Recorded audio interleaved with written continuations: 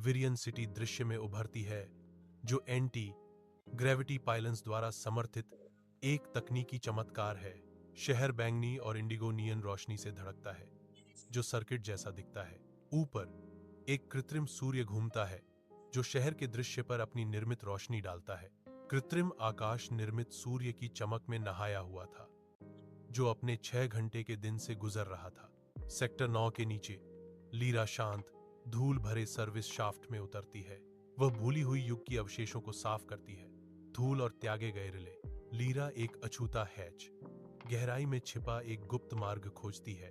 दृढ़ संकल्प के साथ वह हैच खोलती है, जो परे रहस्यों को उजागर करती है। लायरा एक कमरे में कदम रखती है, जो अप्रचलित तकनीक की फुसफुसाहट से गूंजता है। सर्वर गुनगुनाते हैं, स्क्रीन स्थिर होकर झिलमिलाती हैं और मैकेनिकल कीबोर्ड खटखटाते हैं, जो भूली हुई नवीनता का माहौल बनाते हैं। अलमारियां किताबों से भरी हैं, जो इस गुप्त कमरे के भीतर छिपे ज्ञान की संपत्ति का संकेत देती हैं। कमरे के केंद्र में एक अकेला व्यक्ति केबल के जाल के बीच बैठा है। उनकी उपस्थिति एक रहस्य है। लायरा सावधानी से आकृति की ओर बढ़ती है। हवा प्रत्याशा से भरी हुई है। गुप्त कमरे की धुंधली सीमाओं में एक आकृति नींद से जागती है। आंखें फड़फड़ाती हैं। अंजीर की निगाहें लायरा पर टिक जाती हैं।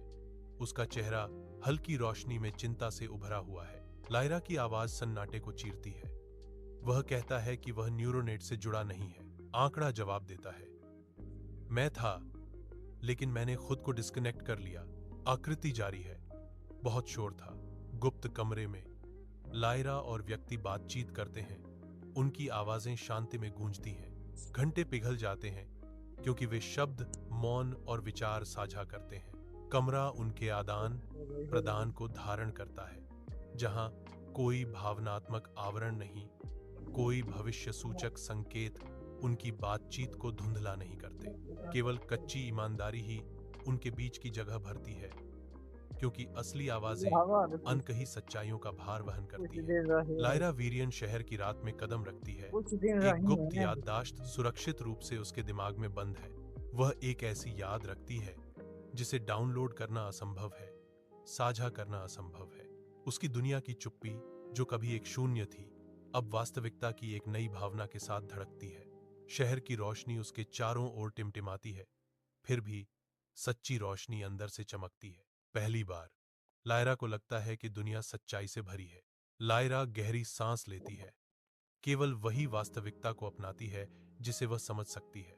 कई दिनों बाद लायरा गुप्त कमरे में जाती है, टूटे हुए उपकरण और अनकहे सवाल लेकर। अछूते ज्ञान के वादे से आकर्षित होकर अन्य लोग एकत्रित होते हैं। उनके चेहरे जिज्ञासा से चमकते हैं। तंत्रिका प्रतिरोधी शरण चाहते हैं, ड्रॉप आउट उद्देश्य पाते हैं। सभी निरंतर गुनगुनाहट से परे कुछ पाने की खोज में एकजुट हैं। गुप्त कमरे के हृदय में मन शांत स्थिरता में उत्तर खोजते हुए मिलते हैं। विरियन शहर उगता है, स्टील और कांच का एक मूक प्रहरी। इसकी नियन रोशनी नीचे जागने वाली सड़कों पर लंबी छाया डालती है। ठंडे धातुई परिदृश्य के बीच एक छोटा समूह इकट्ठा होता है। उनके चेहरे शांत दृढ़ संकल्प से चमकते हैं, शहर के डिजिटल प्रभुत्व का विरोध करने के लिए तैयार। उनकी आवाजें उठती हैं, पहले धीमी, फिर मजबूत होती जाती हैं, जो विरियन की इलेक्ट्रॉनिक गूंज के खिलाफ मानवीय संबंध का एक ताना बाना बुनती है। जैसे जैसे सूरज चढ़ता है, उनके शब्द फैलते हैं, सुबह की हवा पर बहते हैं, राहगीरों के दिलों में सहानुभूति की चिंगारी भड़काते हैं। इंसान होने की भूली हुई कला फिर से जागने लगती है।